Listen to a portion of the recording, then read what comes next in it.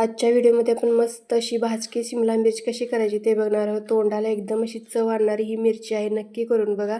त्यासाठी काय करायचं, एक वाटी भाजलेले शेंगदाणे घ्यायचे, त्याच्यामध्येच आपल्याला मिरचीचे 4-5 तुकडे टाकून घ्यायचे। त्याचबरोबर लसणाच्या 5-6 पाकळ्या, कढीपत्त्याची 5-6 पाने, भरपूर अशी कोथिंबीर आणि 1 चमचा जिरे, हे सगळं मिक्सरमधून आपल्याला जाडसर असं वाटून घ्यायचं आहे। त्याच्यामध्येच आपल्याला चवीनुसार थोडंसं मीठ टाकून घ्यायचं आहे।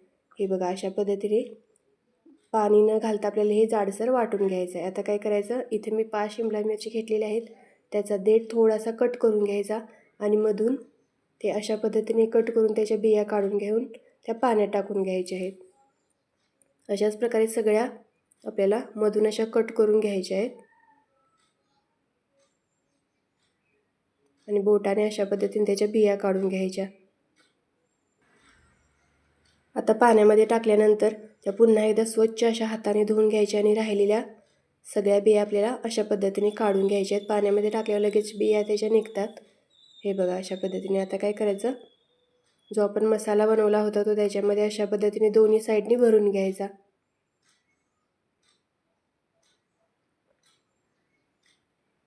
आणि या मिरचीमध्ये थोडंसं मीठ जास्त वापरायचं, म्हणजे या खायला खूप छान लागतात। अशाच पद्धतीने सगळ्या मिरच्या भरून घ्यायच्या।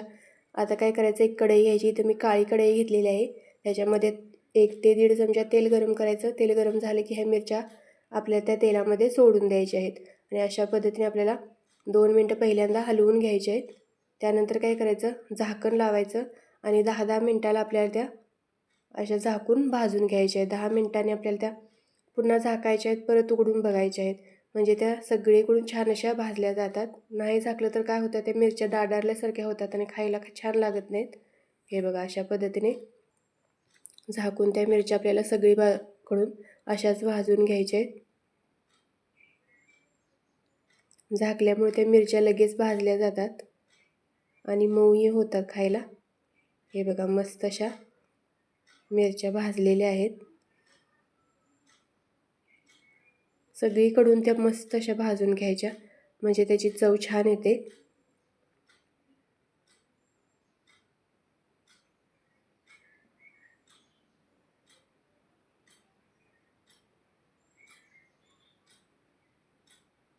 हे बघा, मस्त अशी शिमला मिरची भाजलेली आहे।